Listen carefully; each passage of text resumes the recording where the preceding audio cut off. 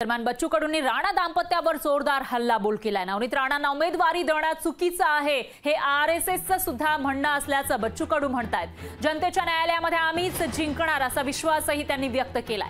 जनतेच्या मनातला आवाज दिनेश बुबा आहेत असं सुद्धा बच्चू कडू म्हणतायत। अमरावतीमधून दिनेश बुबच विजयी होणार असा विश्वास त्यांनी व्यक्त केलाय।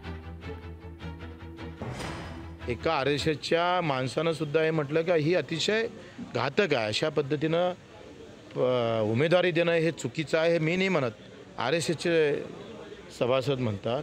आणि त्याच्यामुळे लोक न्यायालयात आम्ही जिंकू, पक्षाच्या न्यायालयात त्या जिंकल्या, न्यायालयात त्या जिंकल्या आणि आता जनतेच्या न्यायालयात मात्र त्यांची हार झाल्याशिवाय राहणार नाही आणि आमची जीत होईल। काही जरी दिसले, प्रत्येक बीजेपीचा कार्यकर्ता सामान्य कार्यकर्ता बोलतो बरं, नाही काँग्रेसचा सामान्य कार्यकर्ता असेल, बाकी पक्षाचा कार्यकर्ता असेल, यांचं सगळ्यांच्या मनातला आवाज दिनेश बाबू खासदार झाले पाहिजे।